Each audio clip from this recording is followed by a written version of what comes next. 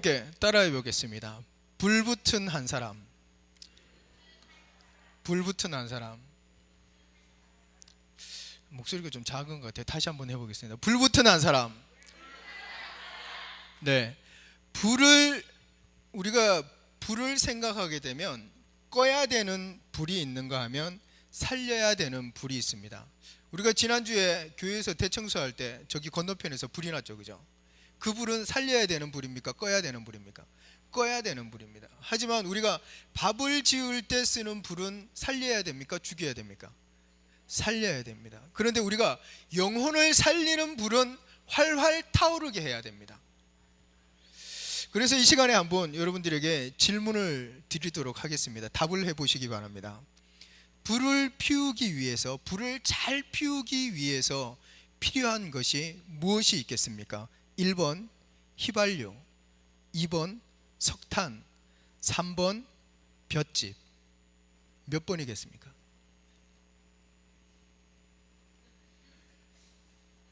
몇 번이에요? 자, 1번은 휘발유, 2번은 석탄, 3번은 잘 말린 볏짚. 몇 번입니까? 3번이요? 답은 4번입니다. 성냥입니다. 불을 잘 피우기 위해서는 휘발유도 필요 없고 석탄도 필요 없고 잘 말린 볏짚도 필요 없습니다. 뭐가 필요하다고요? 성냥이 있어야 됩니다. 성냥이. 오늘 본문은 우리가 잘 알고 있는 향유를 예수님의 머리에 붓는 여자의 사건입니다. 이 본문은 요한복음 12장에도 나와 있고요, 누가복음 7장에도 기록되어 있습니다. 이 여인의 행동에 있어서 제자들의 반응과 예수님의 반응이 서로 다르게 나옵니다. 이 여자의 행동에 있어서 예수님이 나중에 칭찬을 했으니까 우리가 생각했을 때도 이 여자가 잘한 일이다 이렇게 생각을 합니다. 그런데 실질적으로 그때 그 사건을 우리가 생각해 보면 이 여자는 굉장히 엉뚱한 짓을 했다라고 우리는 생각할 수 있어요. 자, 그 상황을 그러면 우리가 머리에 상상해 보자고요. 자, 여기 이제 예수님 당시에 저녁에 예수님이 상 앞에 상이 있겠죠, 그죠? 상을 차려놓고 예수님이 가운데 앉으시고 옆에 베드로와 안드레가 앉았고 옆에 요한이 앉았고 또한 다른 제자들이 앉아있고 가룟 유다는 저쪽에서 돈 세고 있었겠죠, 그죠? 그런데 예수님이 빵을 한 조각 뜯어서 오늘 저녁은 참 맛있구나 웃으면서 딱 먹고 있는데 여자가 와서 향유병을 깨트려서 예수님 머리에 이 빵을 먹고 있는 도중에요, 머리에 향유를 부었다면 이 향유가 이마를 타고 얼굴을 타고 턱에서 이게 뚝뚝 떨어지겠죠, 그죠? 여기까지 생각하면 우리가 지금 우차사를 보고 있지 않나 이런 생각을 할 수 있습니다. 밥을 먹고 있는데 누군가가 와서 향유를 부었다는 거죠. 그러면 예수님이 그 밥 먹고 있는데 향유가 쭈르륵 흘러내려서 그 향유를 닦으면서 스멜. 예수님이 우리가 코미디가 아니면 이렇게 할 수 없겠죠, 그죠? 그러면 이해를 더 돕기 위해서 생각해 보겠습니다. 우리 집사님들이 저녁에 밥을 맛있게 차려서 식사를 하고 있습니다. 엄마, 아빠, 그 다음에 아들, 딸 앉아서 있는데 딸이 방에 가서 향수병을 가지고 와서 아빠가 밥을 한 숟가락 떠서 먹고 있는데 이 딸이 비싼 향수를 가지고 와서 머리에 부었다는 겁니다. 아빠가 밥 먹고 있는데. 그러면 이 아빠의 정신은 멘붕이 오겠죠, 그죠? 엄마는 그 옆에 있다가 뭐라 그래요? 너 미쳤니? 너 지금 왜 그러는 거야? 너 그 향수가 얼마짜린데? 라고 화를 내실 게 분명하다는 겁니다. 그것도 화낼 만한 게 왜 화가 나냐면 아빠가 밥 먹는데 향수가 얼굴을 타고 내려서 온 집에 향수 냄새가 가득해서 이것 때문에 화낸 게 아니에요. 아빠가 당한 일 때문에 화낸 게 아니라 그 비싼 향수를 쏟아버렸다는 거예요. 제자들도 마찬가지예요. 요한복음에 보면 그 향수 한 나드 한 옥합의 가격이 가룟 유다가 뭐냐면 그 나드를 팔아서 300데나리온을 받고 돈으로 바꿀 수 있다 이렇게 생각한 거예요. 300데나리온이라 그러면 한 사람이 1년을 일한 금액입니다. 요즘 들어서 요즘 하루 일당을 10만 원이라고 따지면 20일이면 얼마죠? 200만 원이죠, 그죠? 그러면 1년을 벌면 2,400만 원. 2,400만 원짜리 향수를 가지고 와서 아빠가 밥 먹는 머리에 부었다 그러면 여기에서 화를 안 낼 엄마들이 어디 있을까요? 남편이 얼굴에 향수를 바르고 뭐 머리에 젖어서 밥 먹는데 그게 상관하는 게 아니라 그게 아까워서 그 값비싼 향수를 버렸다는 것에 더 화나지 않겠습니까? 아빠는 씻으면 되잖아요, 그냥. 그런데 그 2,400만 원짜리 향수를 버렸다는 것에 엄마들은 더 화나겠죠. 바로 제자들이 그런 마음입니다. 제자들이. 예수님의 머리에 여자가 향유를 부었을 때 예수님이 당한 그 일을 가지고 제자들이 뭐라 그러는 게 아니라 네가 그게 얼마나 비싼 건데 그거를 그렇게 바닥에 쏟아 부어서 허비하느냐 이렇게 혼나는 거예요. 그래서 분개하는 거예요.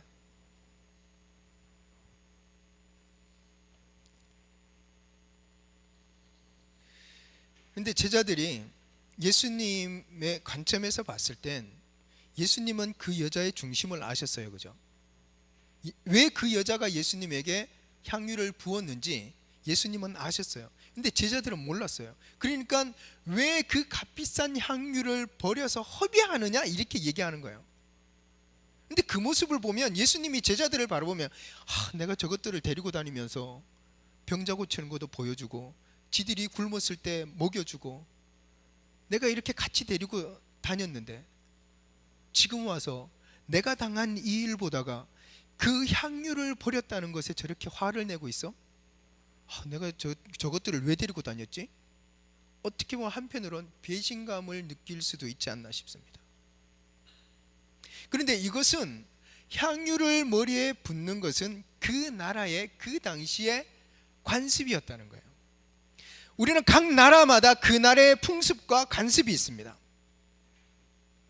예수님 당시엔 귀한 손님이 오면 발을 씻기고 향유를 발라주는 것이 그 손님을 굉장히 귀하게 대접하는 것이었습니다. 성경에 보면 또 기름을 머리에 붓는 것이 나옵니다. 뭐냐면 왕이라든지 제사장이라든지 선지자에게는 머리에 기름을 붓고 그 선지자들을 제사장을 세웠습니다. 또한 그 당시에는 시체에게 향유를 발랐습니다. 우리나라는 사람이 죽으면 멀리 갖다 묻잖아요, 그죠? 근데 그 나라에는 그 시체를 집 안에 둔다는 거예요. 그러니까 부패하게 되면 냄새가 나니까 향유를 발라서 그 부패한 냄새를 잡아주는 거예요. 그래서 시체들에게 향유를 부은 거예요. 바로 이 여자가 예수님의 머리에 향유를 부은 것은 예수님이 바로 메시아고 구원자고 우리의 왕이라는 것을 나타내는 것입니다. 그리고 또한 향유를 바른 것은 예수님의 장례를 준비했다는 것입니다. 예수님은 제자들에게 내가 곧 죽을 것이라는 것을 말을 했습니다. 그런데 제자들은 몰랐어요. 그러나 이 여자는 알았던 것입니다. 예수님의 죽음이 얼마 남지 않았다는 것. 그래서 향유를 부은 거예요. 그게 그 나라 당시의 관습입니다. 우리의 정서로는 이해하기가 좀 어려워요, 그죠? 그런데 우리나라에도 조선시대 때 어떤 관습이 있었냐면 귀한 손님이 오면 손님을 대접하는데 우리나라가 풍류를 즐기는 문화잖아요, 그죠? 그래서 곰방대가 여기서 저만큼 길어요. 그러면 손님이 오면 그 곰방대에다가 담배를 담아서 불을 붙여서 이렇게 주는 게 이게 굉장히 귀한 분에게 대접하는 거예요. 독일에 가면 바이에른 주의 성 베네딕토 오틸리엔 수도원이라는 데 가면 그 선교사님이 우리나라에 100년 전에, 지금부터 100년 전에 와서 우리나라의 실황을 이렇게 돌리는 카메라 있잖아요. 이걸로 다 찍어놨는데 정말 선명해요. 흑백이지만.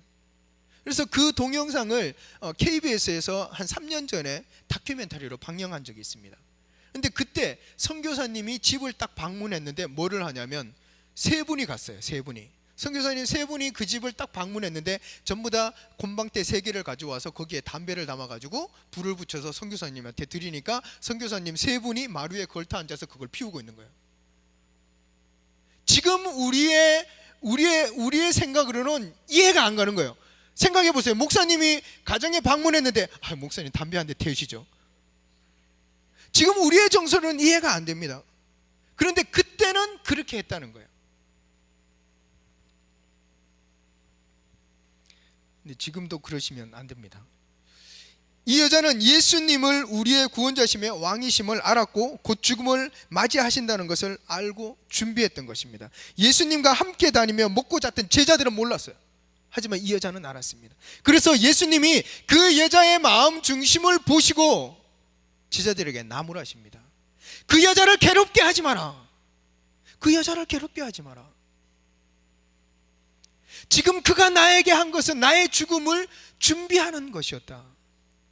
제자들은 뭐라 그래요? 그것을 300데나리온에 바꾸어서 가난한 자들에게 나눠주는 것이 훨씬 더 좋은 것을 왜 바닥에 쏟아서 허비하느냐, 이렇게 얘기한단 말이죠. 그래서 예수님이 여자를 괴롭게 하지 말아라. 내 장례를 준비하는 것이다. 가난한 자들은 너희와 항상 함께 있지 않느냐. 하지만 나는 그럴 수 없느니라. 그런데 여기서 내가 너희와 항상 함께 할 수 없다는 말씀은, 이거는 예수님이 하나님이 육체를 입고 이 땅에 오셔서 십자가에 죽으시는 그 인성을 가르쳐서 예수님의 인성을 말씀하시는 거지, 예수님이 죽고 나면 우리와 영원히 함께 하지 않는다, 이 말이 아닙니다. 예수님이 죽고 3일 만에 부활하신 후에 승천하시고 난 후에 누가 오셨죠?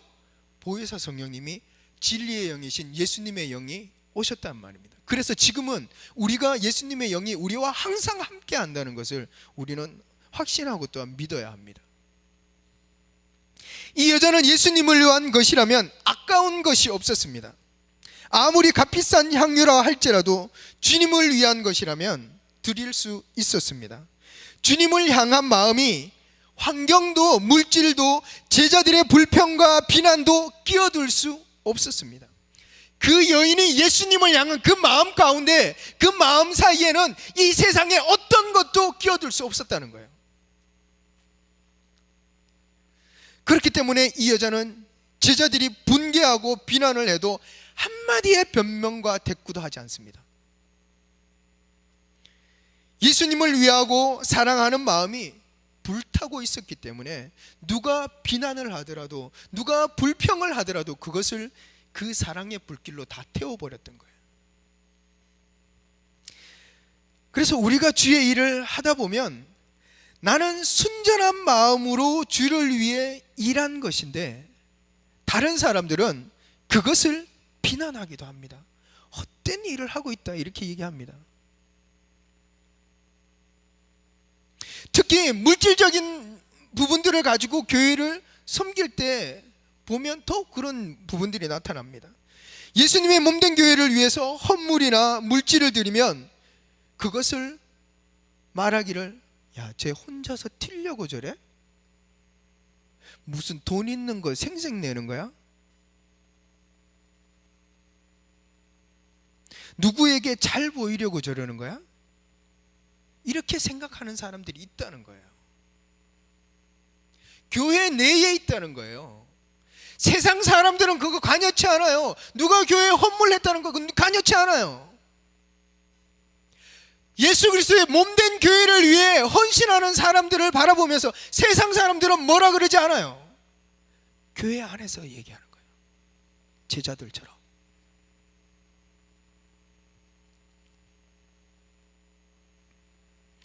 하지만 우리 영락교회는 그런 분이 한 분도 안 계신 줄 믿습니다. 아멘이시죠? 아닌가요? 아멘이시죠? 네. 우리는 그냥 있는 모습 그대로 볼 수 있어야 됩니다. 누군가 헌신하고 물질을 드리고 시간을 드리고 몸을 들여 주의 몸된 교회를 섬기는 자들을 보면 그들을 세워주고 칭찬하고 감사한 마음을 갖고 함께 동참할 수 있는 마음을 가져야 된다는 거예요. 이것이 그리스도 안에서 한 몸을 이루는 것이고 이 땅에 하나님의 나라를 세워가는 것입니다. 근데 사실 한편으로는 그런 사람들 보면 좀 아리꺼운 마음이 들기도 해요. 그게 바로 우리의 죄성이에요, 죄성. 우리 인간들은 모두가 자기중심적인 생각을 하고 있습니다. 자기가 한 것은 옳은 일이고 다른 사람이 한 것은 어떻게든 꼬투리를 잡아서 트집 잡으려고 하는 거예요. 이게 인간의 죄성이에요. 오늘날 교회 안에도 목이 곧은 사람들이 너무나 많이 있다는 거예요. 내 잘난 맛에 살아가는 사람이 너무 많다는 거예요.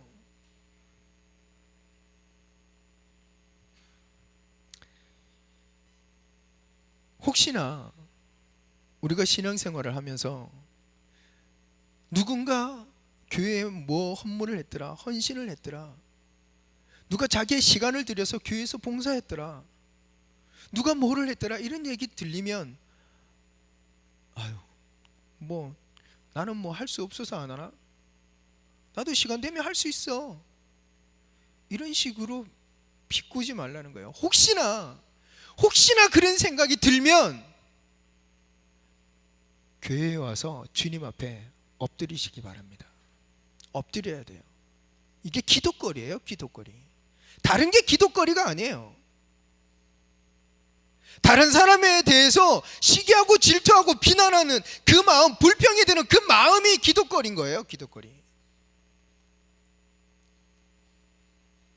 엎드려서 회개하고 주님께 도움을 구하시기 바랍니다. 사람들은 자꾸만 일어서려고 해요. 자신을 드러내기 위해서 사람들 앞에서 자꾸만 서려고 합니다.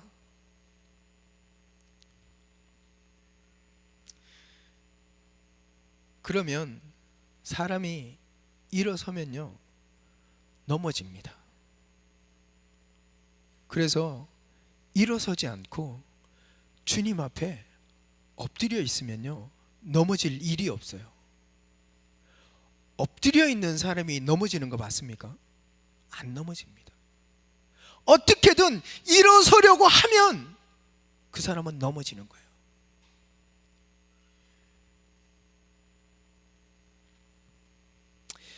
주님 앞에 엎드려서 주님만 바라고 그분만 즐거워하시기 바랍니다. 세상에서 다른 어떤 것이 예수님과 나 사이를 틈타지 못하도록 우리가 엎드려 있기를 원합니다. 교만한 생각과 이기적인 생각이 들고 다른 사람에 대해서 시기와 질투가 생기면 바로 주님 앞에 엎드려서 회개하시기 바랍니다. 그렇게 할 때 우리가 성화되어 가는 삶을 사는 것입니다. 그런데 그 회개요, 그렇게 뭐 오래 할 필요 없습니다. 예수님 다시 오실 때까지만 하시면 돼요. 예수님 오시고 난 후에는 할 필요도 없어요. 소용이 없어요. 그러니까 우리가 예수님 오시기 전까지만 주님 앞에 엎드려 있더라고요. 오늘 본문에 나오는 제자들의 마음이 우리의 마음과 동일하지 않을까 싶습니다. 누가 잘났고 누가 못났다고 할 필요도 없습니다. 우리는 다 똑같은 존재들입니다. 서로 격려하고 세워주고 감사하며 사시기 바랍니다. 교회가 무슨 일을 하면 적극적으로 참여하고, 예수님이 머리인 교회가 우리가 그렇잖아요. 우리의 머리에서 밥 먹으라고 명령을 하면 손은 자동적으로 가는 거예요. 몸된 교회가 그리스도께서 머리신데 머리에서 전도해라 이러면 몸이 움직여야 되는 거예요. 기도해라 이러면 우리가 기도해야 되는 거예요. 머리가 가라고 하면 당연히 가는 것이 마땅한 거예요. 머리에서 가라고 했는데 가지 않으면 뭐예요? 다른 몸인 거예요. 한 몸이 아닌 거예요. 머리가 하라고 하는데 안 하면 되겠습니까? 격려와 칭찬은 사람을 힘들지 않게 합니다. 수고하고 애쓰는 사람에게 격려와 칭찬을 하면 그 사람에게 기쁨이 넘칩니다. 그래서 그 수고하고 애씀이 힘들다고 생각되지 않습니다. 오늘 본문에 나오는 이 여자도 제자들에게 혼이 났을 때 마음이 불편했겠죠. 왜? 이 사람도 사람인데. 그러나 아무 말도 하지 않고 주님만 생각하니까 주님께서 그 여자를 인정하셨다는 겁니다. 누군가 나를 시기하고 질투하고 뭔가 얘기해도요, 그냥 입 다물고 있으면 돼요. 뭔가 불평하고 거기에 대해서 대꾸하려고 그러고 변명하려고 그러면 이게 싸움이 되는 거예요. 주님이 알아주시면 되잖아요. 2,400만 원짜리 향유가 조금도 이 여자에게는 아깝지 않았습니다. 더 있으면 아마 더 드렸을 것입니다. 사랑하는 성도 여러분, 여러분들은 이 사건에 나오는 사람들 중 누구의 모습이 되길 원하십니까? 제자들의 모습이길 원하십니까? 이 여자의 모습이길 원하십니까? 우리 시간 13절, 우리 본문 13절을 우리 함께 읽도록 하겠습니다. 다 같이 한 목소리로 읽겠습니다. 시작. 내가 진실로 너희에게 이르노니 온 천하에 어디에서든지 이 복음이 전파되는 곳에서는 이 여자가 행한 말하여 그를 기억하리라 하시니라. 보십시오. 이 얼마나 영광된 일입니까? 여자가 향유를 예수님의 머리에 붓고 제자들의 비만과 제자들의 어떠한 그 호통에도 아무런 대꾸하지 않고 오직 주만 바라보고 주님의 그 죽음을 예배하고 주님에 대한 그 사랑을 불태우고 있을 때 아무런 대꾸를 하지 않았어요. 예수님이 뭐라고 하십니까? 내가 진실로 너희에게 이르노니 온 천하에 어디에서든지 이 복음이 전파되는 곳에서는 이 여자가 행한 일을 말하여 그를 기억하리라. 여러분이 복음 전하는 곳에서 기억되고 싶지 않으십니까? 지금 이 시간 보세요. 이 말씀대로, 예수님의 말씀대로 이루어지고 있잖아요. 이 시간에 설교를 하는 이 시간에 누가 전해지고 있어요? 이 여자의 행한 일이 지금 선포되고 있잖아요. 이거보다 더 영광된 일이 어디에 있습니까? 주님이 나를 기억해 주시는 이 일보다 더 영광된 일이 어디 있단 말입니까?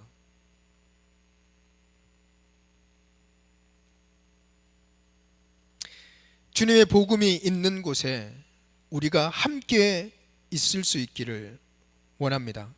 요한복음 12장 3절에서는 이 여자가 부은 향유로 그 향기가 집안에 가득했다고 합니다. 우리 영락교회 안에 섬김의 향기가 가득하기를 원합니다. 길을 가다가 고기 굽는 냄새만 나도 어때요?